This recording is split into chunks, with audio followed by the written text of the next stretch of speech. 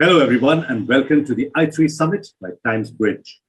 As the largest open internet market and one that is amongst the world's fastest growing consumer markets globally, the Indian market is primed for unparalleled growth and opportunity this century. The world's eyes are on India, and global organizations are increasingly looking at the plethora of opportunities India provides, including the unmatched demographic dividend, the surging and aspirational middle class, over 800 million internet users, the growing preference for digital payments, and the rising purchasing power of Indian consumers. In the last few decades, India has shown that its economy is on a continuous upswing and is poised to become the world's third largest economy by 2030. To leverage this India opportunity for global category-leading organizations, TimesBridge was incepted almost a decade ago to ally with the world's most purposeful companies to enable their entry, scale, and impact across India. TimesBridge is the global investments and venture arm of the Times of India Group, India's oldest and largest media and digital company that places culture at the forefront of its partner company's approach to India immersion, growth, and scale. With a solid investment portfolio of 15 plus global category-leading companies such as Uber, Airbnb, Coursera, Headspace, and more, in its last decade of existence, TimesBridge has been credited with launching and scaling world-leading companies in the country. With this inaugural i3 Summit, TimesBridge is bringing together industry experts from the best global and Indian organizations to draw on the three-dimensional aspects of working, leading, and winning in India. Once again, I welcome all of you to this yearly gathering that will spark an insightful conversation on the complexity, challenges, and opportunities that India has in store today and for the next decade. For our first fireside chat, Winning in India, we will be joined by a globally reputed speaker who represents the world's largest on-demand mobility organization that has a deep, long-term commitment to the Indian market. Since its launch in the country in 2013, this company has continued to look at the market three-dimensionally, most importantly, as an innovative gateway to the developing world. Please join me in welcoming Dara Khosrowshahi, CEO of Uber, in conversation with Rishi Jaitley, founding CEO, TimesBridge.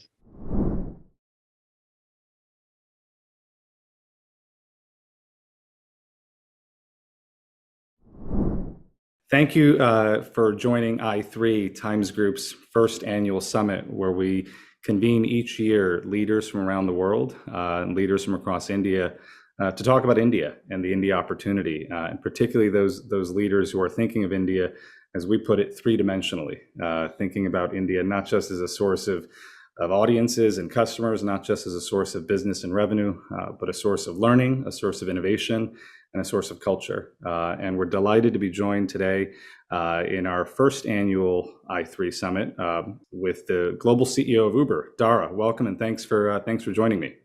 Thanks for having me, and delighted to be here virtually, of course.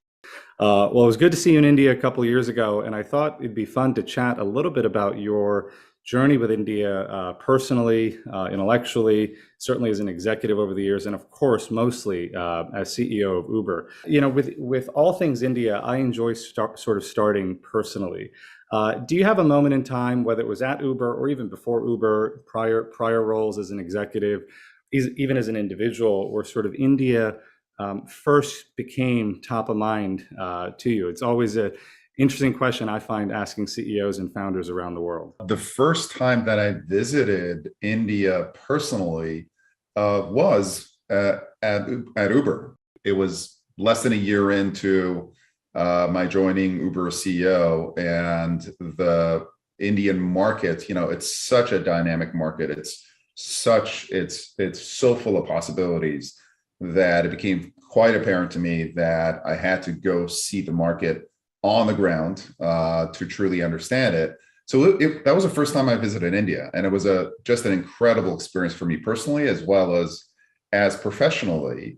And for me to see firsthand how integral Uber has become to urban life in India, how much we've changed the mobility landscape fundamentally, and just as importantly, how we were offering economic opportunities to so many people my being on the ground and experiencing that personally and speaking to other leaders in India, politicians, et cetera, it just became so apparent. So I think, it's actually a two-way relationship. India is very important to Uber.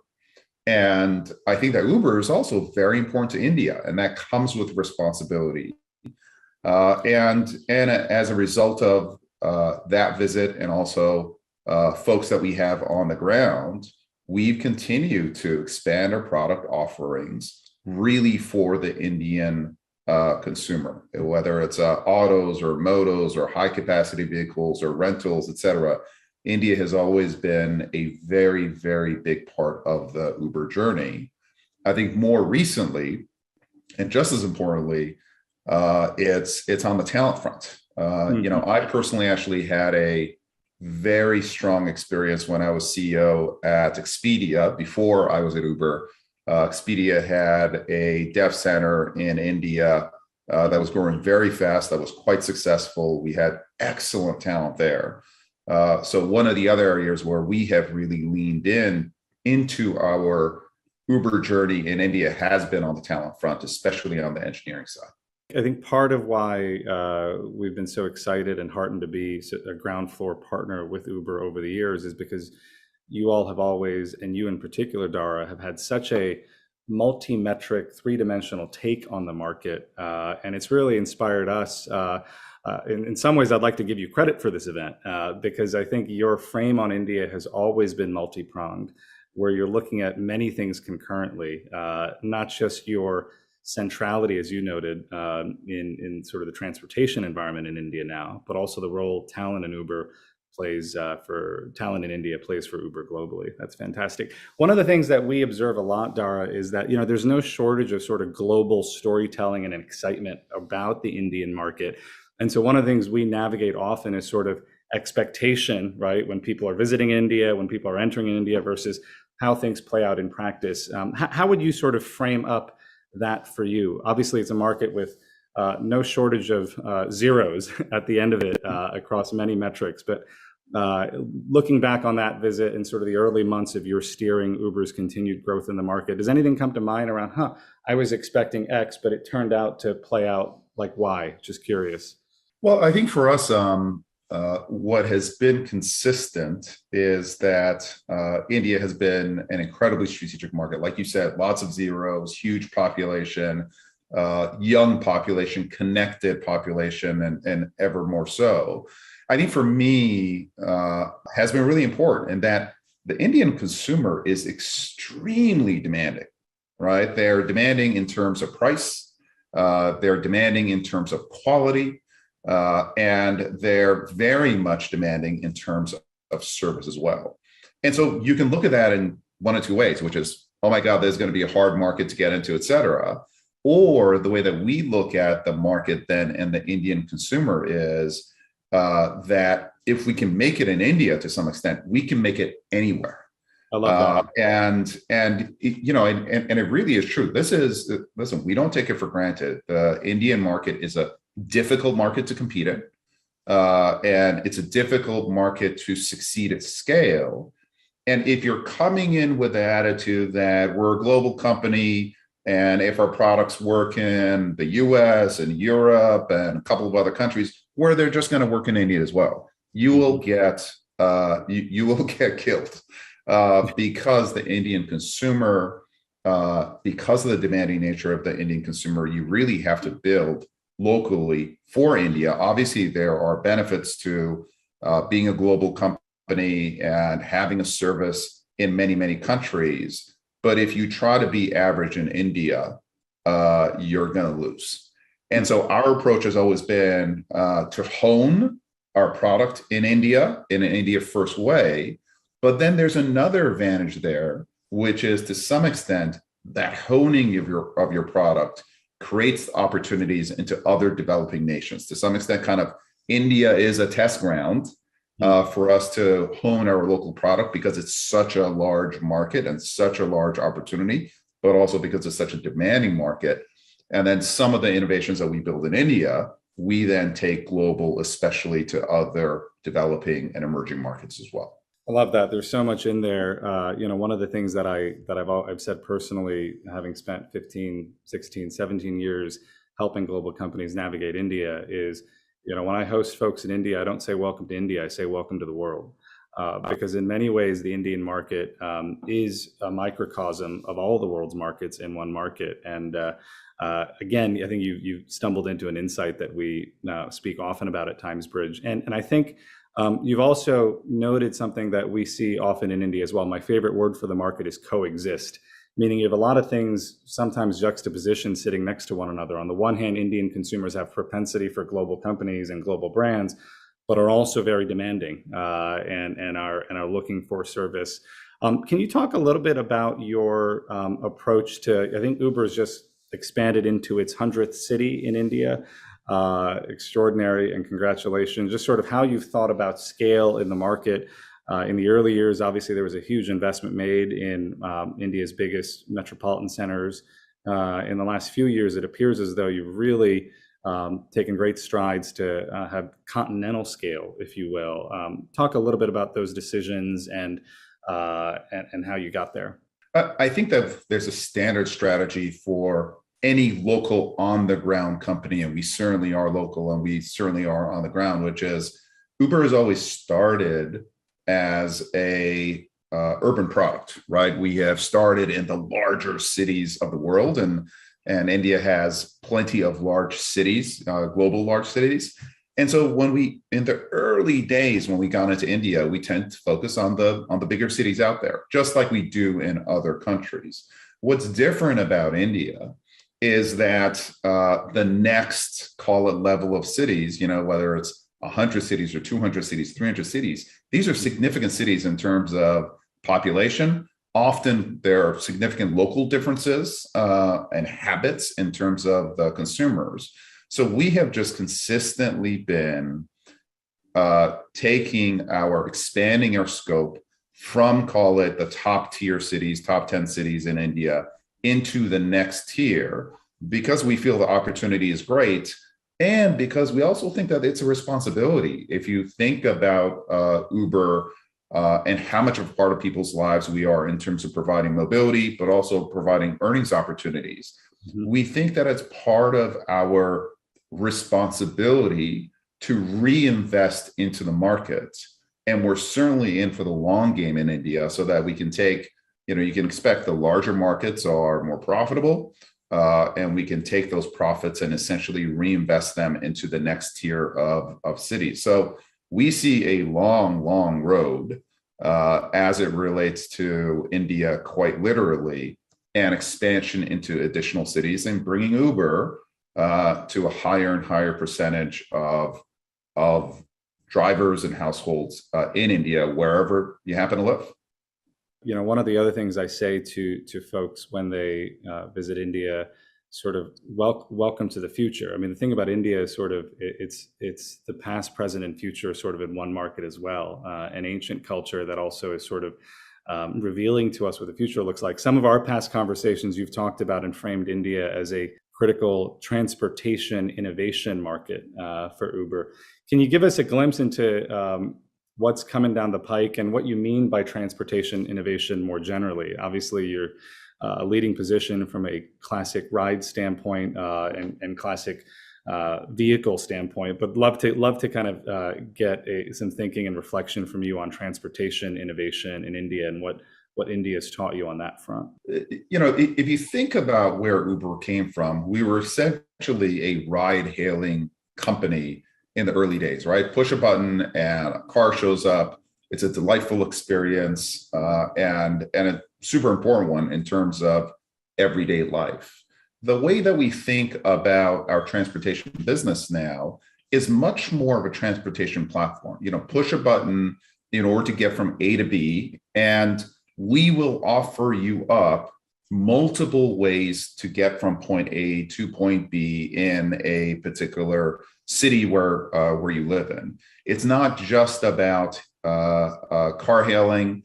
It's not just a taxi product, but it truly is an everyday transportation product. And so what we've been forced to do then is to innovate on mobility products for additional use cases. And India has been a real innovation hub for us as it relates to those kinds of the new products. So if you look at, for example, our rentals product, you can push a button and rent a car on Uber. That was a first that we introduced in India, and we have expanded across the world.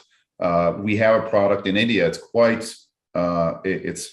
quite common to rent a car or hail a car to go from city to city. That's not a behavior that you see in the West. It's certainly not a behavior that you see in the US, but it is a common behavior that you see in India. So our intercity product, for example, is another example of a product that was uniquely Indian, and we're looking to expand around the world as well. We talked a little bit about getting into some of the smaller cities, our 100th city in India as well. That also forces innovation for us around affordability. We want our product to be affordable to the highest percentage of users in any country. And that has resulted in innovations such as autos and hailables as well. And again, those are innovations that we drove in India and now have expanded all over the world, because we do want to increase our affordability anywhere where we are, whether it's India or Brazil or Mexico or the UK as well. So India, it's a combination of the talent that we have on the ground. It's a combination of the market. It's a very, very fast moving competitive market. And it's also a large market. We've tended to look at some of these mobility innovations, test them out first in the Indian market. And again, if they work in market, then we can expand them all over the world.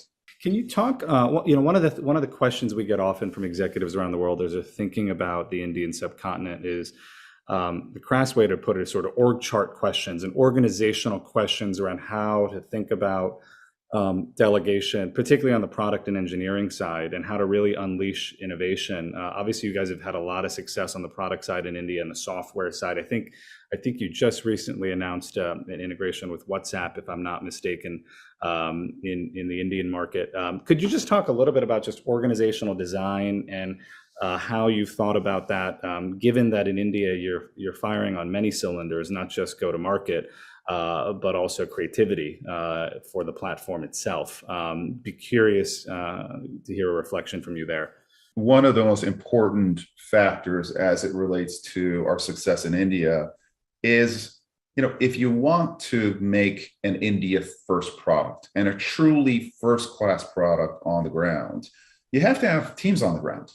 For us, we've always had a very strong culture, GMs, general managers, who are on the ground in most cities in which we operate, certainly in countries.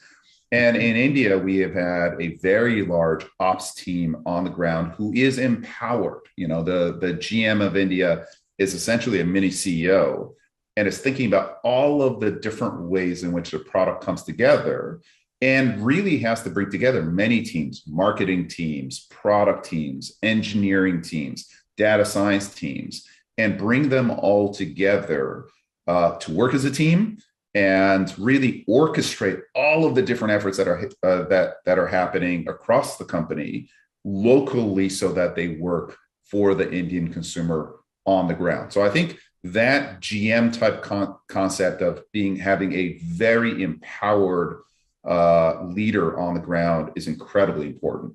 For us too, we're very much an innovation company, right? We're a technology first company. I'd say the most significant limiter of our growth going forward is actually how many engineers can we sign on and bring to build at Uber. And so for us, our building up our engineering hubs on the ground has also been incredibly important. We've got a hub in Bangalore. We've got a hub in Hyderabad. And we don't have those teams just work on global projects. We will hand them the leading position in terms of building products that then we want to expand globally. So one area we talked about in terms of affordability is high capacity vehicles, right? If we can get you in a car, can we get 10, 15, 20 people into a van and build it with the kind of Uber magic and Uber delight that we are known for? That product it's clearly a global product. It's not just an Indian product, but we have an Indian engineering product team on the ground building that product for India, but also exporting it all over the world. So we got 700 engineers in India. We're targeting to have over 1,000. And these are engineers who are on the leading edge of mobility and transportation innovation as well. So I think you got to have those teams empowered on the ground in terms of the business owner and the business orchestrator and the captain of all these different areas of expertise coming together. And then if you want to be a leading innovator on the ground, you've got to have engineering teams that aren't a part of the team, but are actually leading product innovation from the ground up. Fantastic. Just a couple more questions I'd love to ask you. First is sort of about how you think about the importance of Uber leaning into local cultures, if you will. At TimesBridge, one of the things, and Times Group more generally, in some ways we're in the culture business, right? Being in media and distribution. And one of the things we say at TimesBridge is our mission really is to help the world's most purposeful ideas find their way into the zeitgeist of India. Because if you can have kind of cultural currency in the market, in some ways you transcend any individual campaign or any individual growth initiative, right? You've arrived because you're in conversation, you're relevant, you're participating. I think one of the things you guys have done an extraordinary job of is finding relevance in culture around the world, but certainly in India with all your work with cricket in India, your work at the World Cup, Cricket World Cup, I think a couple of years ago, and certainly with individual cricketers in India. Just could you talk a little bit, maybe not even an India question, but just sort of philosophically how Uber generally tends to think about how it connects into the zeitgeist of all markets, but in particular India. What's super interesting about Uber as a product is, we're building tech. The majority of folks who are at Uber are builders. But we're different from a bunch of other technology companies in that we're essentially building technology that is very much affecting the real world. We're not a digital only company. We are very much a digital innovator who is innovating around real world work, real world and around logistics and around mobility of people and things in many of the markets in which we operate. That real world innovation has us touching lives in a much more fundamental way than just digitally, right? We have millions of earners earning on our platform and earning living on our platform in a flexible way so that they can be their own CEOs and they can work when they want, where they want, how they want. That's a very different way of touching someone than just touching someone within a digital ecosystem. People depend on us for transportation. If they need to get to the airport and they're depending on an Uber, that's a different responsibility than, let's say just getting your search results right. So as a result of that, we have had to, I was at Expedia before, travel company, et cetera. When I think about Uber and how local we have to be and how relevant we have to be in terms of daily life and how we have to tune our product and then our marketing and our communications, not just to customers, not just to earners, but to governments and the kinds of dialogue that we have to have in order to grow and grow responsibly. The kinds of dialogues that we have to have are much more local, are much more fundamental, and as a result, force us into the zeitgeist whether we want to be there or not. It's just how we do business. The other factor I would tell you that is also important, and it's important in India as well, is India is a big market. It has a very important ecosystem of companies there. So we've also looked to partner on the ground with the Indian business community as well. An example of that is a partnership we have with Bajaj Auto to support post-pandemic recovery of autos in India, or partnerships that we have with the electric vehicle ecosystem to get more EVs on the platform. We got more than 5,500 EVs on the platform as well, and we really have to accelerate that. So it's being on the ground every day, but also partnering with the ecosystem to make sure that your product is delivered in the right way and a responsible way. Well, I think what's extraordinary to have, in terms of witnessing Uber's journey in India is, you're right that by design, Uber sort of occupies space in the zeitgeist, but you guys have taken that to another level, I think, with how intentional you've been with storytelling, with engagement across society, across the subcontinent. And it's obviously part of our mission, so makes our day often. Well, last question, Dara. We talk to executives around the world. Many of the folks watching are CEOs, founders, investors, executives from many countries around the world who are contemplating India and what role India might play in value creation for them. What advice would you have for executives? Just a few pieces of advice at a kind of generalized level for folks who are contemplating India market entry and or sort of value creation from India. The first piece of advice that I would give to any executive looking to build or compete in India is you've got to play the long game, right? The market is enormous. The opportunity is huge. There are going to be many competitors in any segment of significance in India.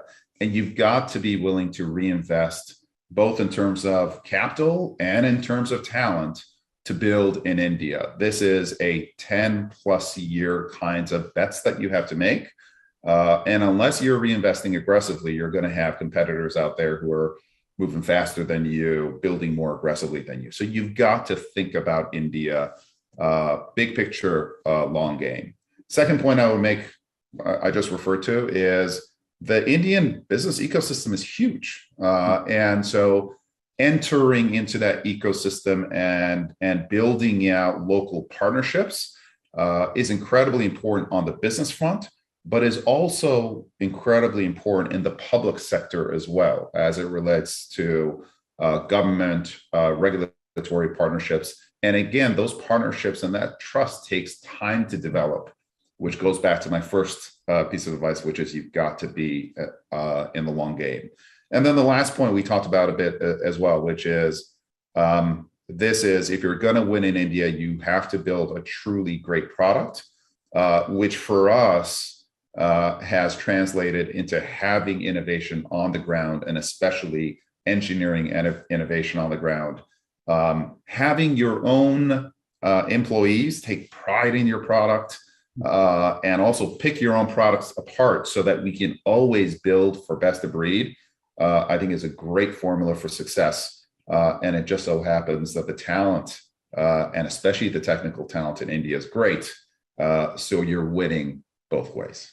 So appreciated, Dara, and lots of insight there, particularly around public institutions.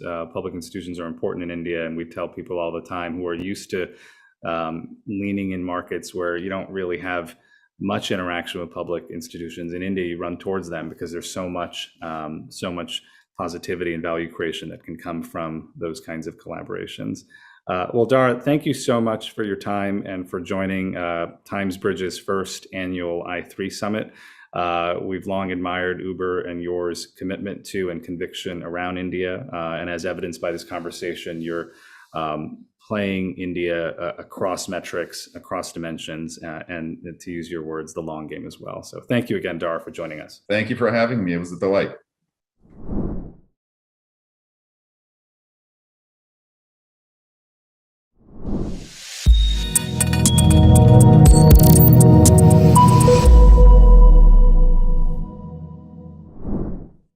There is so much to unpack from Uber's learnings in India, particularly the notion that if a global company can make it in India, they can make it anywhere.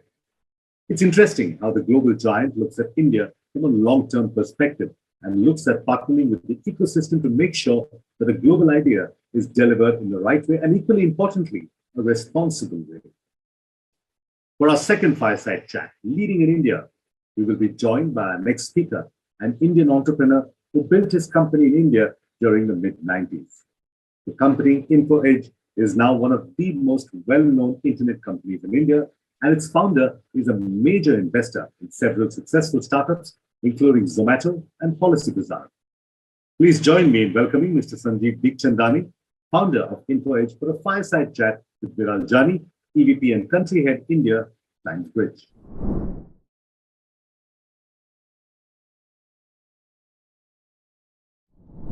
Hello and welcome to the inaugural i3 Summit by Times Bridge. It's the first year that we are doing this, and we are super excited to launch this platform. It's the platform wherein we are trying to bring in the best of voices across the world and from India. And the idea is to get some of the most successful entrepreneurs and founders and CEOs to come and share their learnings about their journeys in general, and of course about India. On this inaugural session, we have a very special guest today. I'm delighted to welcome Mr. Sanjeev Bikhchandani, founder of InfoEdge India, also a veteran in the tech industry for India. So a very warm welcome to you, Sanjeev. Thank you for joining us today. Thank you so much for inviting me. Great. So without further ado, I can quickly start with a round of questions from my side. So it'll be great to hear from you, Sanjeev. You started your journey way back in 90s.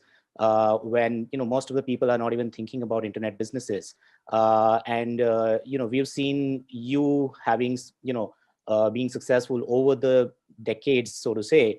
It'll be great to hear from you. What are the key differences that you are observing from then till now? Like, how have internet businesses evolved, and are there any key differences or similarities that you see in the businesses? Well, if I look back, I quit my job in 1990. Prior to that, I'd done my MBA. I'd worked for 5 years in 2 multinationals in advertising and marketing. I quit my job in 1990 and I became an entrepreneur. No big idea, no vision, no nothing. Just pursued a bunch of small things for the first 7 years. I was drifting, right? Doing a whole bunch of small things: salary surveys, databases, report writing, teaching, training, part-time journalism, whatever came my way to survive. In 97, we launched Naukri as the 21st small thing I was going to do.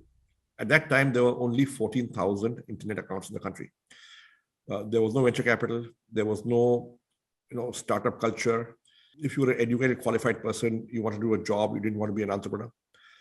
That was the environment then, right? I think between then and now, several things have changed. Let's look at the entrepreneurial ecosystem first. It is now desirable and even socially acceptable for highly educated, qualified people from the IITs and the IIMs to want to be entrepreneurs, right? And their parents are supportive, the family are supportive. It is socially acceptable, right? I remember in the 90s, if you quit your job in a large company and became an entrepreneur and you failed and you wanted to come back to your job, your career was over. You were doomed to a glass ceiling of middle management because entrepreneurial experience was not valued. You were called a failure. Right? And so you retreated and came back. Today, if somebody comes into a large company with 3 or 4 years of entrepreneurial experience, that experience is valued. You say, hey, he knows stuff. He's got a 360-degree view of the organization. He can take a risk. He can work across functions.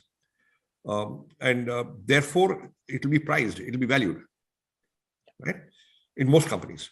Yeah. So that mindset has changed. Second is early stage risk capital is available in decent supply, enough amounts, right?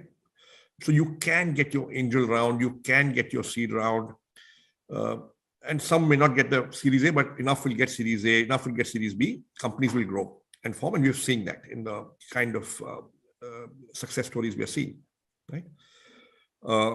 So a very much larger number of very smart people, highly qualified people trying to be entrepreneurs.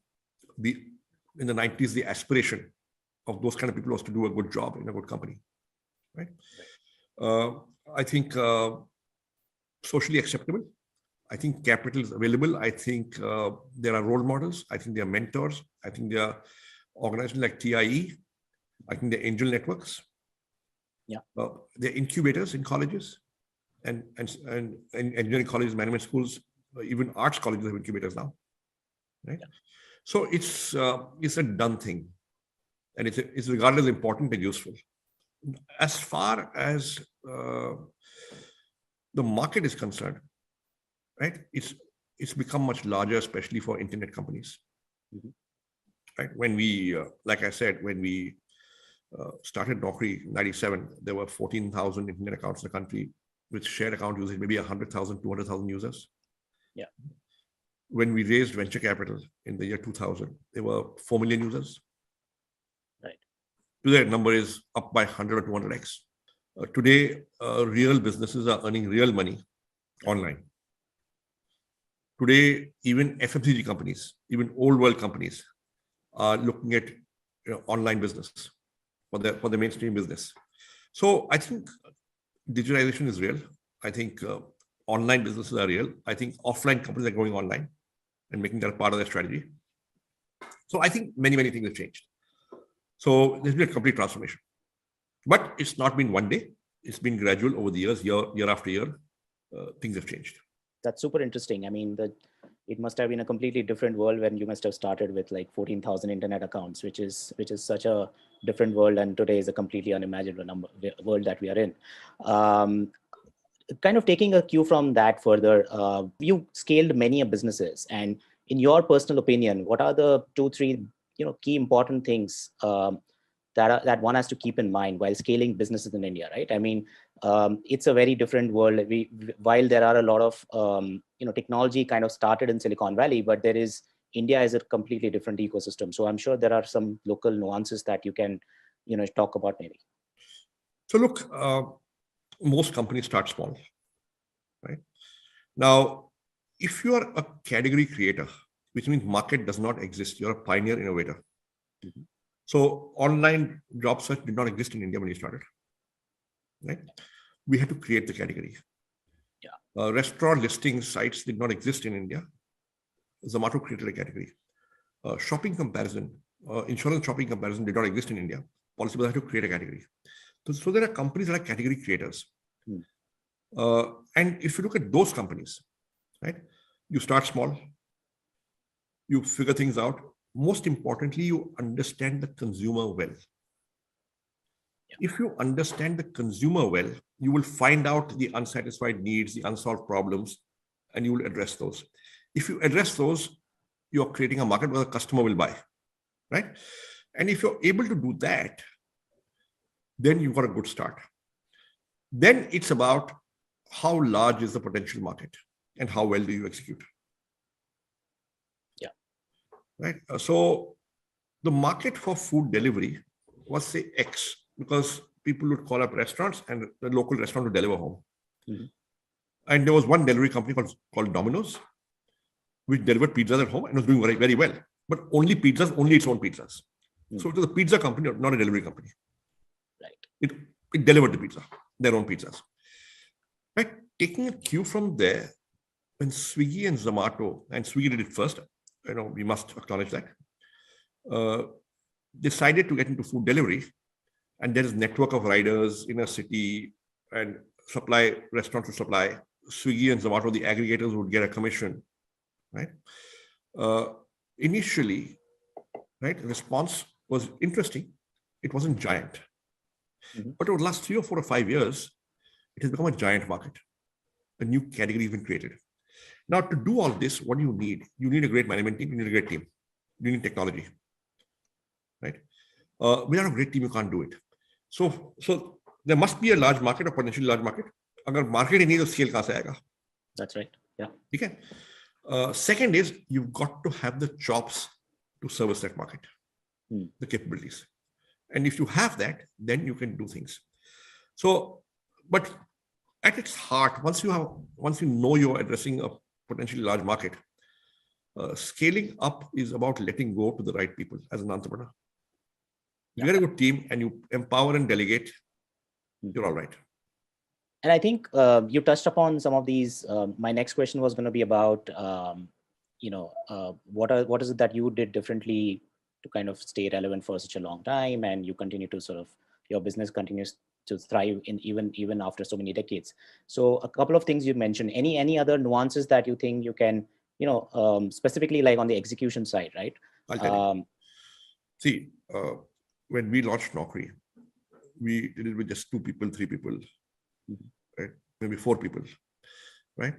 And we would simply take jobs from all the newspapers in the country, 29 of them, and put them up on our site. Interesting. So we did that first. When we did that, traffic began to come because people wanted to see jobs. And here were all the jobs for the last 30 days in one place. Mm-hmm. So, if you are in Delhi, but the job came out in Hindu in Chennai, you could find it here. Interesting. If the job came out 15 days ago and you missed it, you can find it here. So it was a very useful resource for people looking for jobs or interested in looking for jobs, right? Management people, right? Mid-career. And traffic began to come. The moment traffic began to come, people began to apply for those jobs. And in the communication, they would say, I saw your job on Naukri. So the HR manager who never advertised on Naukri, he advertised in the paper, began to hear about Naukri. Mm-hmm. Right? Right. When that happened, people began to approach us saying, listen, I have got some jobs I've not advertised in the paper because I only advertise maybe 10% of my jobs in the paper because paper is expensive. Otherwise, I do it through headhunters, old better file, employee referral, all of that. If I send you those jobs, will you put them up? And we began to charge for that. So some small money came in. Then we began to send letters to all HR managers every month saying, this is Naukri, this is the internet, this is what we do, here's the job format, this is how much it costs. And more money began to come. So we began to break even. Right? Then we raised venture capital. We're still a small company. We're doing 3 lakhs a month when we raise venture capital. And then we said, hey, we've been selling by direct mail, basically sending out letters. Why don't we hire a salesperson? So we hired 4 salespeople in Delhi, said, go out and sell, meet companies. Mm-hmm. And we discovered that the average salesperson within 3 months was selling 50,000 rupees worth of listings. And his total cost was 22,000 rupees. And this 50,000 going up every month. So he was profitable in his own total cost. Right. So we said, hey, this is cool. Let's add more and more salespeople. Mm-hmm. And over the next 2 years, we had added 240 salespeople across 11 cities, and we had scaled. So what I say is that in order to scale profitably, a company needs to find its repeatable, profitable unit. Right. And we had found a repeatable, profitable unit, which is our salesperson. Interesting. So once you find your repeatable, profitable unit, keep on repeating and keep on and ensure with every repetition the unit is profitable and you will scale with profit. And how do you tackle challenges that come your way, right? So as over a period of time, there may have been fundamental shifts in which, let's say, platforms like, I don't know how you look at LinkedIn, for example, or those platforms. Like, how do you sort of change your business model to kind of tackle those scenarios? So we have not changed our business model. So look, we studied LinkedIn very carefully. And we came to the conclusion that LinkedIn will and Naukri will coexist. Mm-hmm. The reason being that we are very good at solving one problem, which they're not so good at. Mm-hmm. They are very good at solving another problem, which we are not so good at. Right? So if you want 300 Java programmers this quarter, you won't go to LinkedIn. You'll come to Naukri. But if you want that one technical architect, of which there are 346 in India only, that one specific niche skill, of which 14 are on Naukri, but 76 are on LinkedIn, right? You may go to LinkedIn first, right? So I think we found our sweet spot, and I think they have found theirs. Got it. Great. Taking a slightly different tangent in your journey, you have also been involved, like you mentioned, Zomato and Policy Bazaar and a few other startups that you spotted them before anyone else, and you actually invested in them. So were there any particular qualities in these founders that you saw that got you excited? Like, how did you decide to sort of put faith and trust in them? So look, there are two very important things. One is the quality of the idea or business. The second is quality of team, right? So when I say quality of idea or business, we look for evidence of natural traction or such a compelling value prop that we know it'll work, right? So if the startup is solving an unsolved problem, it should be getting traction without advertising, which means लोग आ रहे हैं, इस्तेमाल कर रहे हैं, खुश हैं, थोड़ा पैसा शायद कोई दे रहा है, right? And then, on that foundation, you can invest money and say, now scale it, right?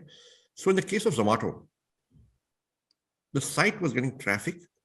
It had no money. It wasn't advertising. It was getting 1 lakh rupee a month of revenue, and they were somehow managing, working out of home, right? But the great thing about Zomato was that it was the only website that had all the menu cards. Mm-hmm. And I personally found that very useful and interesting, right? So when I met Deepinder Goyal for the first time, I asked him, boss, ye idea kahan se aaya? Where did you get this idea from? And he said, look, I was working in Bain Consulting, and it was in Gurgaon after finishing from IIT. And it was an office where there were maybe 55 people, 50 people, 60 people, something like that. Mostly young, mostly male, mostly living away from home, mostly single, which meant that they would not get food from home. Office hours were long, working hours were long. You ended up having invariably lunch and dinner in the office. Yeah. Office had a cafeteria that would not serve food, but you could bring your own food and eat it there. To make life easy for the team, the admin folks had collated all the delivery menu cards of all the 70 or 80 restaurants that delivered to that location and put them in a file in the cafeteria. Mm-hmm. And Deepinder said, at 1 o'clock, there's a long line to access that file. Then you get it for 2.5 minutes. Then you quickly decide and you phone up and you place the order. And then you come back after 1 hour and the food is delivered. So it's a huge pain. Right. So he came in one Saturday and scanned all those menus and put them up on his personal page on the office intranet. Mm-hmm. And he said within 3 days, the IT infra guy in office came to me and said that, what have you done? Why is 95% of the internal traffic going to your page? And he said the penny dropped. Mm-hmm. And I figured that aggregation of menu cards has got value. Right.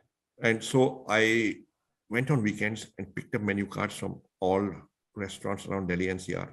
And when I had 800 of them, I launched the site. And immediately traffic began to come. He had built a traffic magnet. Right. And that is something which told me he got a customer signal. He got a customer insight. The customer had told him that we want menu card aggregation. He just did it and it worked.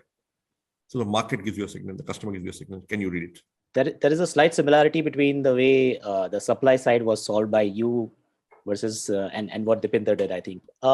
This platform is also for folks who will be joining us from across different parts of the world. So are there any nuances that you have observed in, say, successful Indian entrepreneurs and, especially tech entrepreneurs versus, let's say, folks sitting out of Silicon Valley? And are there any sort of insights you want to share over there?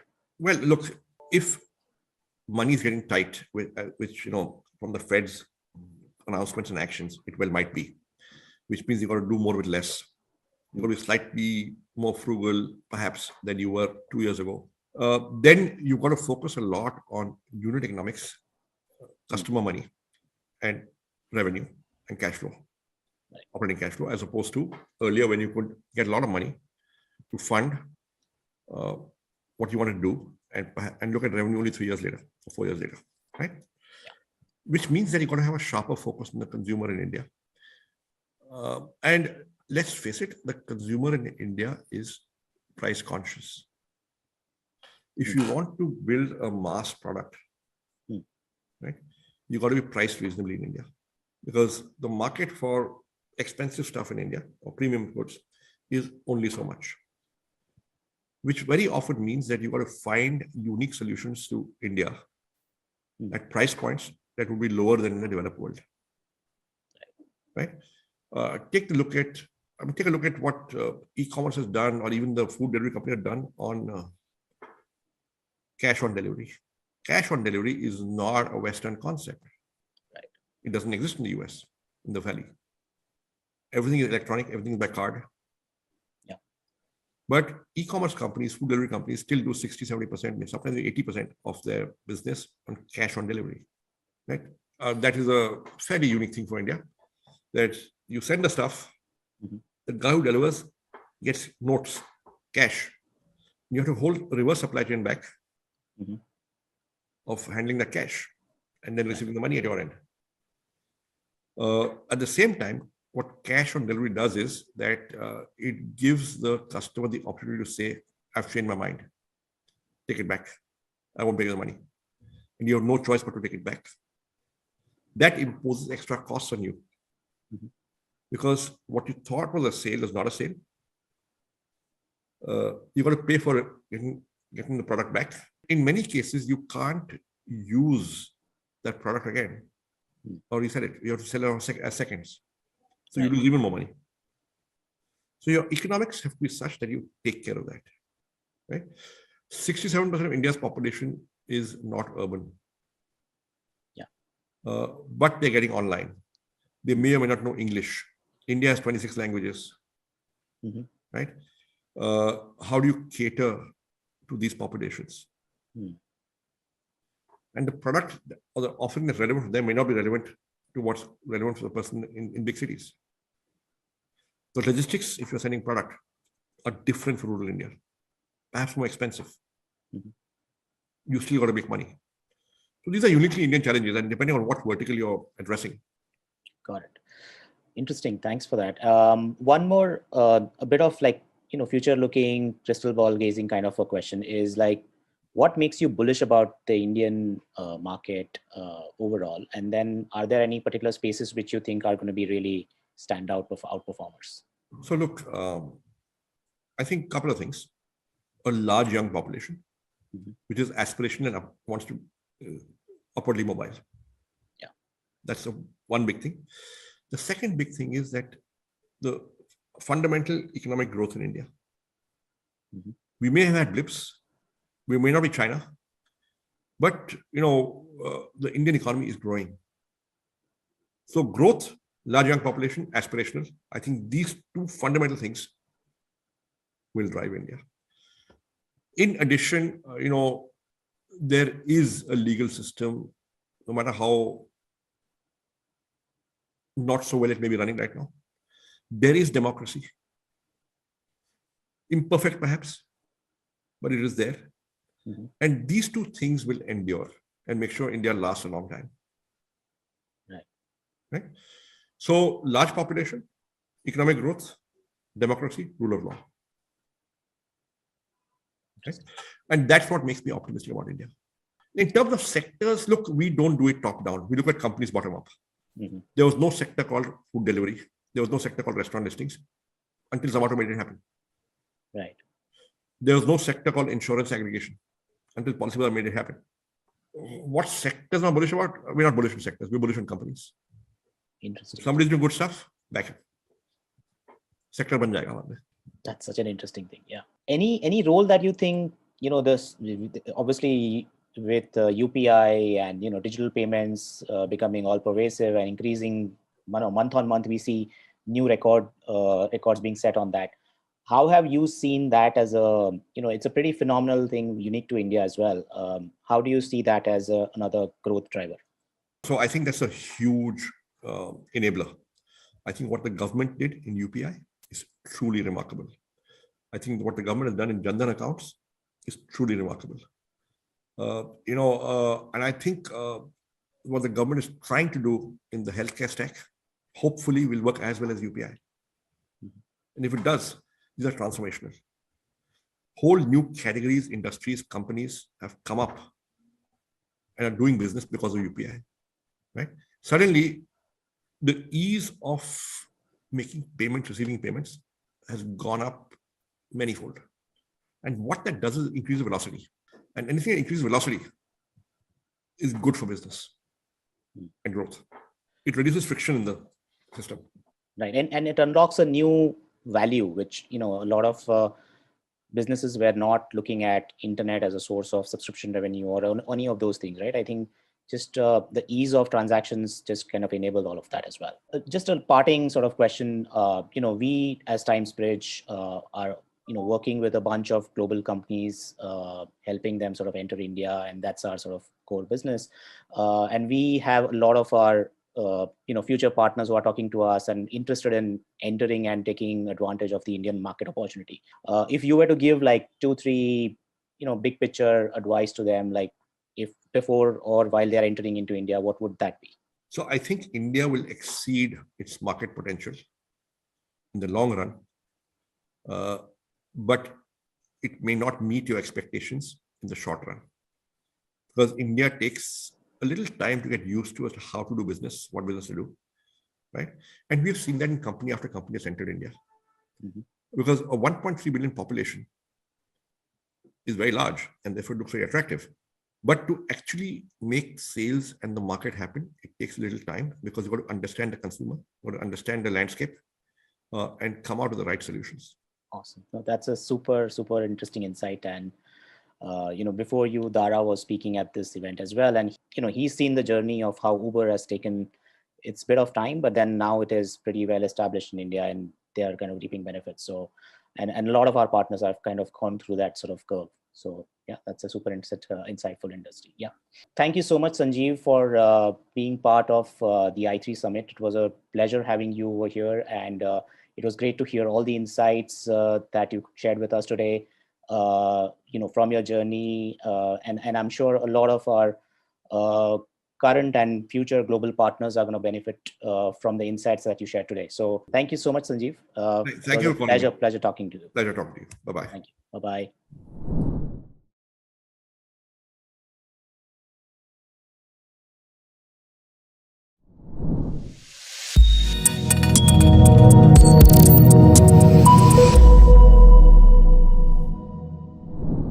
It was great to hear an India perspective from an esteemed business leader like Sanjeev Bikhchandani. Some of the points he raised, including India's fundamental growth drivers, echoed what we heard from Dara as well. These are all the reasons why, as we heard earlier, it's important to play the long game in India. Digital innovations in the country, including digital payments, could propel India to, as Sanjeev said, exceed its market potential in the long run. For our third and last fireside chat, Insights in India, our speaker is someone who will share insights on running an Indian business, one that's been extremely successful in India's digital transformation and has also witnessed TimesBridge's growth in close quarters. Our final speaker of the day is Satyan Gajwani, Vice Chairman of Times Internet, the digital arm of the Times Group, and he will be in conversation with Nayantara Rai, Senior Editor, ET Now.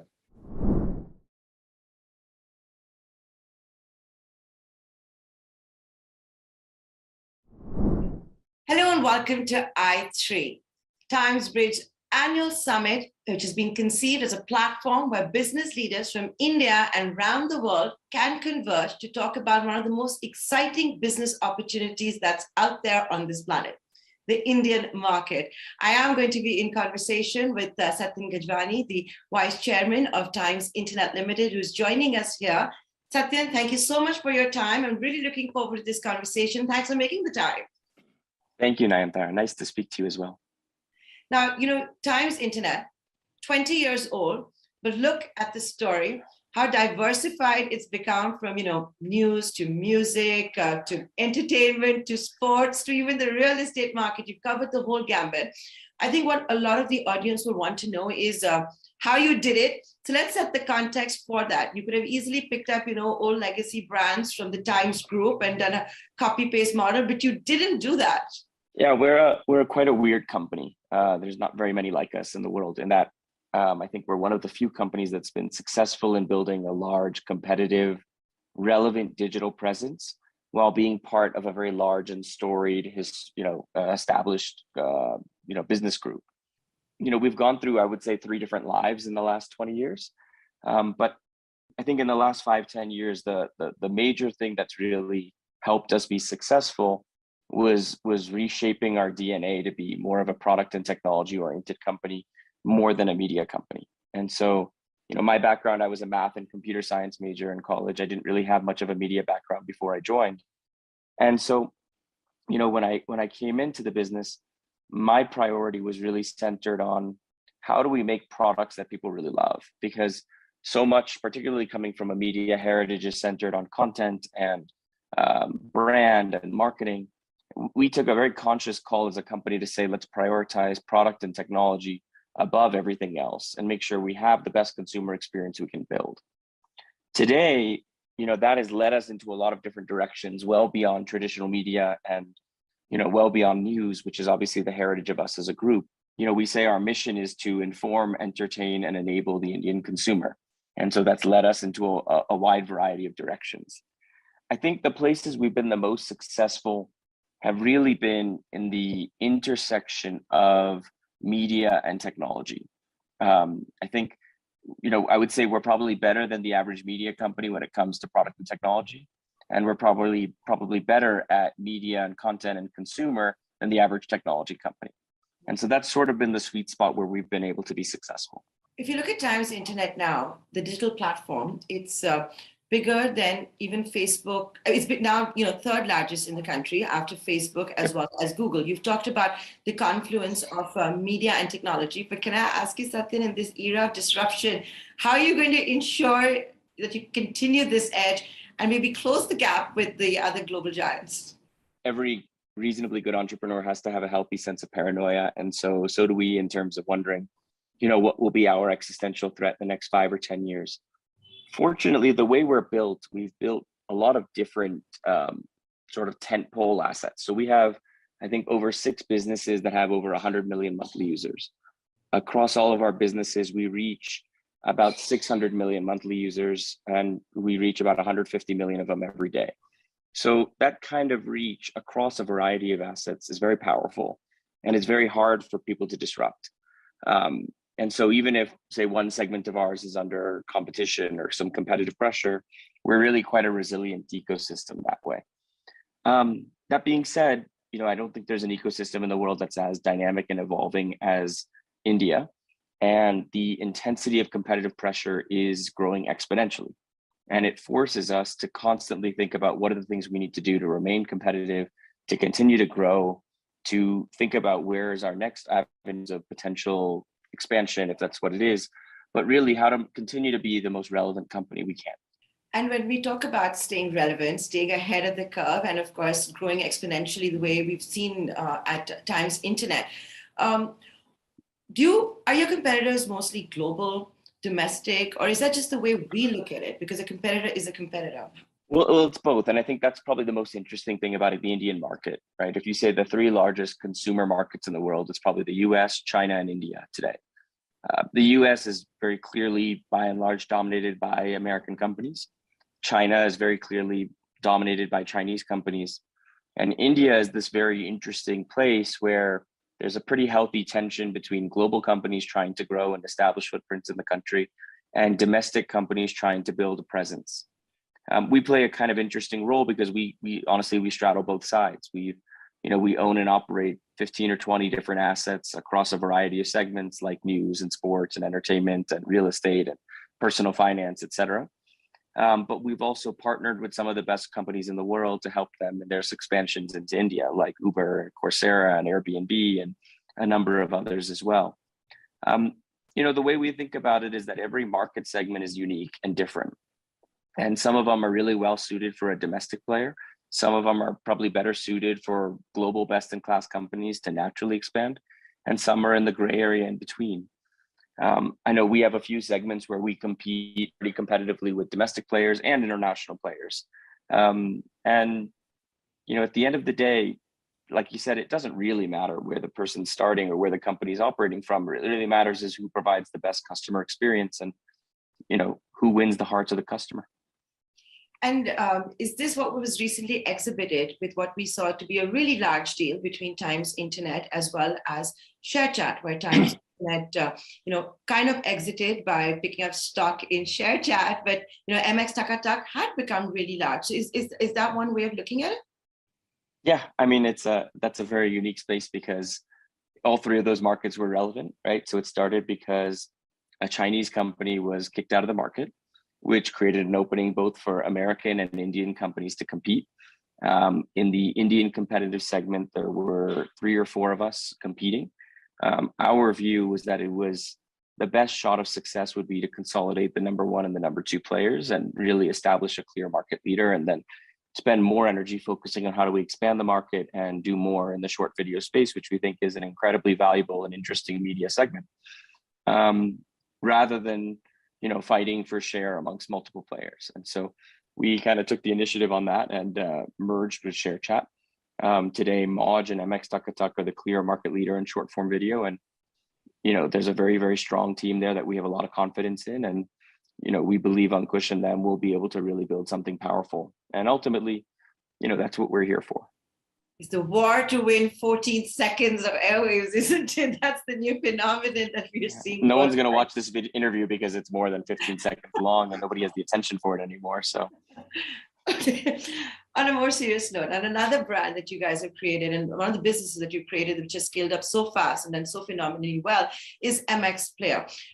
It hit 1 billion in downloads on the Google Play Store. That was done. I think a lot of our audience members would want to know about this. What went behind MX Player and then scaling it up to large? And the competition, of course, that you face from whether it's Netflix to a Prime Video to a Hotstar.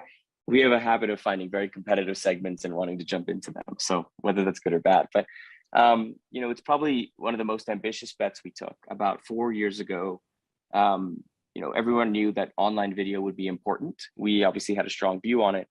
And at that time, if you recall, every single content creator, whether it was a production house, a TV company, a movie studio, said, we're going to be the Netflix of India.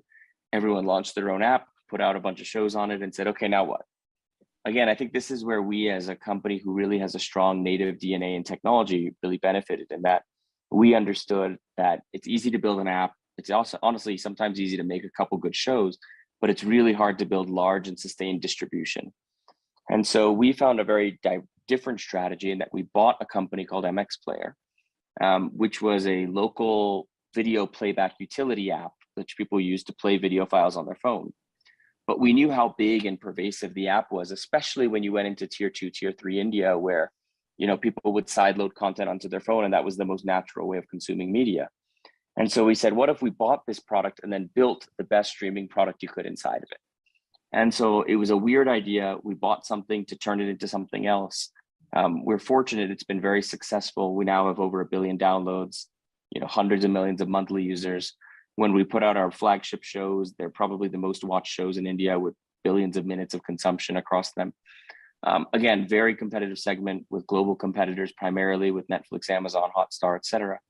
But our strategy is very differentiated, very India specific, really oriented towards our understanding of the customer and the market here. And, we're very optimistic about where it's going to go. The benefit of our audience members as well. Anybody who wants to do business in India wants to make money, right? Now, the Indian consumer is also considered to be very, very price conscious, is suddenly gotten used to a whole bunch of freebies. We can thank the US Fed and the bazooka after bazooka that has been unleashed, but that era is coming to a close. For all of those that are tuning in, you've had to go through it all, right? Advertising money that only wants to maybe go for cricket or Bollywood, and how to get that on Times Internet. Any experiences that you want to share with us, especially at a time when we're talking so much about subscription versus advertising? Yep. No, I mean, it's a great question. India generally has been more of an ad-led market for media. In traditional media, there were viable models around that. In digital media, given how much share Google and Facebook take, it's also been more challenging, I think, for new companies to build out there. That being said, a lot of this is changing very quickly, particularly given how companies like ours are expanding in tier 2, tier 3 India, and reaching new audiences. We've actually seen very strong advertiser uptake for some of our new products. So that's been a great blessing, and we're very optimistic about where that'll go. At the same time, it's funny because we all definitely think of India as a very price sensitive market, free oriented market. And yet in the last 3 to 5 years, I think the readiness and willingness to pay for video content certainly has expanded exponentially. we think that the way to actually see successful growth on having customers pay for things is to be very customer friendly. And so for us, that means a few different things. One is really enabling all sorts of different price points and packs. So a day pack, a week pack, a month pack, a year pack, depending on what suits the right audience. Other things we found to be successful is just, for example, Indians are very hesitant to embrace recurring billing because there's a fear that they'll get charged for something they don't want. That's less of an issue in markets like the US, but there's a lot of these dynamics that as you understand better on the ground, you can reshape your pricing strategies and your product strategies around. Ultimately, you have to be a trustworthy product for the customer. And I think if you're delivering value and you're a trustworthy offering, I think propensity to spend is growing, and it's growing quite quickly, actually. So then how should one look at it with the larger theme that's playing out in India and worldwide, which is democratization of content and this whole thing of creator economy? Yeah. Well, that's a separate question, which is what you're producing worth paying for, which is a totally separate question. And I think the biggest challenge that every established traditional media company, whether it's in entertainment, news, whatever it may be, is, are you still providing the same value that you did 10 or 20 years ago? If you're in the entertainment space, you're not necessarily a movie studio competing with another movie studio. You're competing with any and every creator out there that has a passion for entertaining people. And that might be someone making a 10-minute video on YouTube. It might be someone making a 15-second video on Tuk. But ultimately, in an attention economy, this is a real challenge that's dynamic. I think, one of the most interesting trends that we're thinking about is that you have this exponential explosion in the quantity of content that's being produced today. But then there's also debates around quality and trustworthiness. So quality probably more so in the entertainment world, trustworthiness probably more so in the news world. And so, there can be a million people who want to create news, but who do you trust? And there could be a million people who want to create content, and who do you feel closer or most attached to? What's interesting, I think, is that in the news space, heritage and brand value matters probably more. In entertainment, whether you're a storied movie studio that's been producing hit movies for 30 years, or you're an A-list Bollywood actor, if I'm more attuned to and feel culturally connected with that random creator, in a small town in India, that's all that really matters. And so I think in the entertainment world, it's a really interesting trend in that there's going to be this shift of attention and value and fandom from the 5 big Bollywood actors and actresses towards thousands of regional and non-regional celebrities or mini celebrities that form on social media and digital media. So then tell us, if Mukesh Ambani, India's richest man, can say data is the new oil, which was just before, the entire Reliance Jio explosion, the explosion of smartphones and data that we've seen back home in India, which has made it the 3rd largest market after US and China. What exactly are Times Internet's plans? Well, we're not building the biggest, one of the biggest telecom networks from zero. So, slightly more modest than Mr. Ambani, but at the same time, we have a very unique position, right? There's no media company like us. There's actually no technology company like us. I think we've been very successful in the last 5-10 years in terms of building very strong tentpole media assets. So we have the dominant assets in news, sports, music, premium video, a couple other strong media segments. And across those, we now reach more than 50% of the country on a monthly basis. So the question that we're really focusing on now is, okay, what do we do with this audience? Because we've created a media offering, people engage with the things we offer, but is there a way for us to do more? And so a lot of our focus today is, alongside obviously building really powerful and relevant media experiences, what are the ways in which we can enable customers? So if our mission is inform, entertain, and enable the customer, we feel like there's enormous scope for helping customers do things better. That might be helping them make better decisions on their personal finances. It might be helping them find a home. It might be something around education. But we feel like there's a lot of enablement oriented services that we can provide, and particularly in a market like India, where it's hard to always trust everything that's offered to you. Advisory or support on doing things from a trusted party matters. And I think that's where we can play a really powerful role. So then taking that forward, we've been around for 20 years via Times Internet, but for all of the audience members who might already be doing business in India or looking to enter and start doing business in India, what are some of the big trends that you're watching out for? You already told us Indians are not very fond of recurring payments. What else? What are the striking trends that they need to keep in mind? Yeah, so I think there's corporate strategy trends, and then there's how to succeed in India trends. From a strategy trends, I think, India is probably there's so much narrative about what digital could do around the world. And in markets like the US, I think what people are starting to realize today is that digital assets are really just shifting behavior from traditional companies to digital companies. Like you used to go stay at a Marriott, now you might stay at an Airbnb.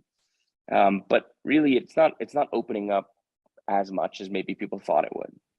I think in India, there's a big difference in that digital connectivity really opens up 2 or 3 new things. One is a completely new customer set, because there's a set of people who just weren't connected to a lot of services and media services that were available before that are now there.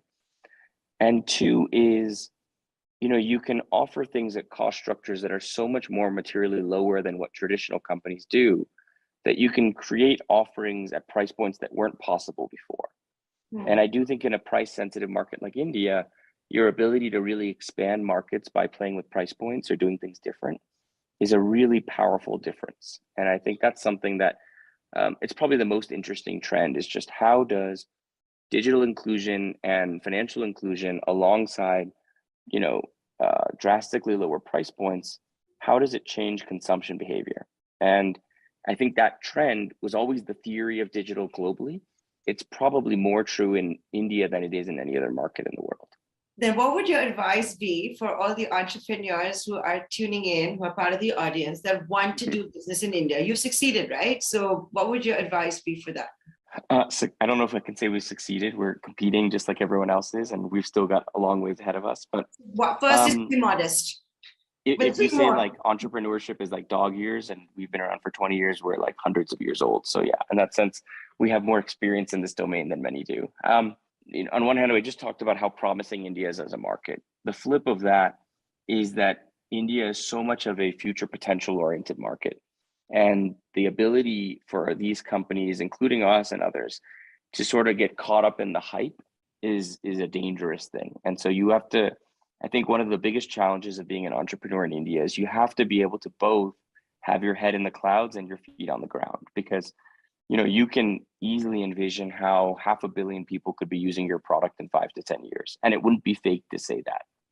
And yet at the same time, you have to know that today you are scrapping for that next dollar. And no matter which venture capitalist or private equity fund is ready to throw tens or hundreds of millions of dollars behind you, the reality of your economics today, or the reality of your business today, is definitely much smaller than your potential in the future.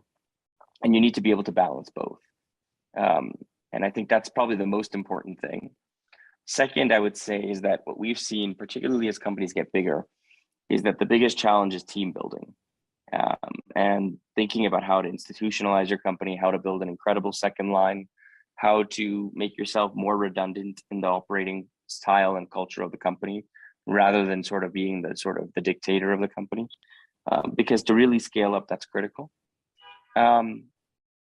Yeah, I think those are probably the 2 biggest things, is be able to sort of envision the future while being in the present, and think about how to build something bigger than yourself. So how are you envisioning that, as Omicron seems to be behind us, hopefully no more COVID waves and the endemic is here, as there is fatigue when it comes to the screen, whether it's revenge travel, revenge dining, kids want to go back to school. How do you see this digital ecosystem play out for the next couple of years? Yeah, I mean, I think media consumption, I think, was moving to digital with or without COVID. I think, the ability to access everything on your phone is just an incredible opportunity. So I don't think that's changing.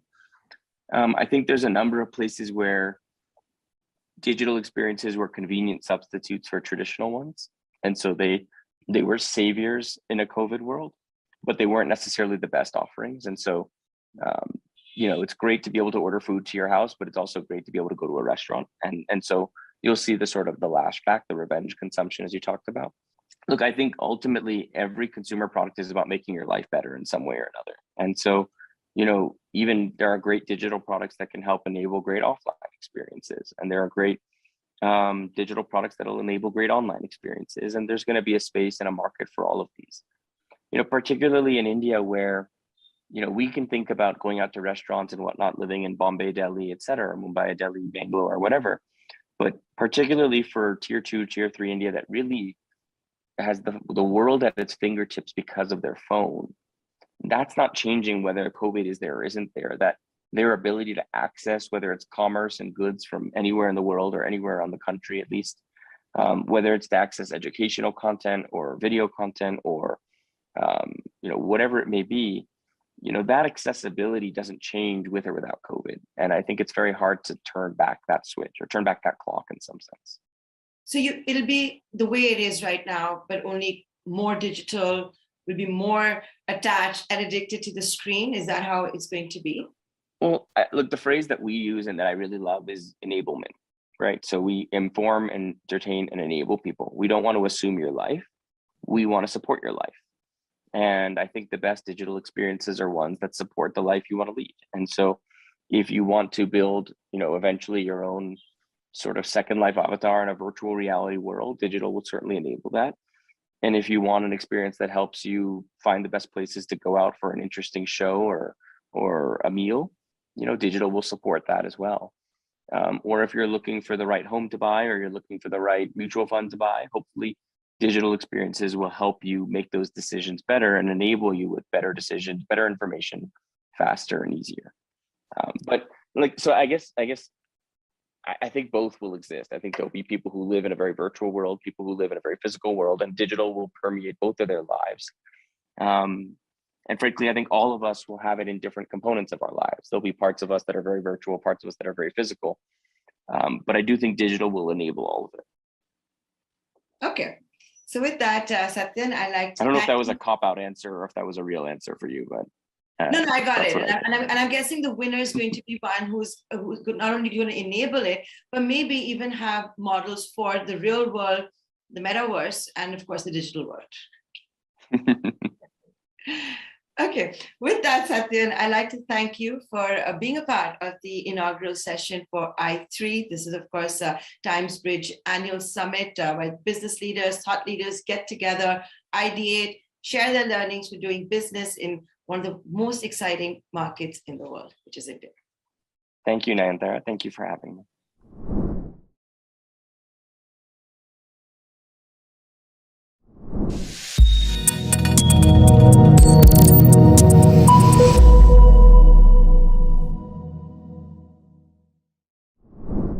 After listening to our three speakers, all of whom run companies that have been extremely successful in India, it's clear that there are several learnings that companies must keep in mind when doing business or thinking about doing business in the Indian market. From Dara, we learned that global companies operating in India must bear in mind that delivering a product or a service in India is a huge opportunity, but it also comes with a responsibility to make sure that it's delivered in the right way.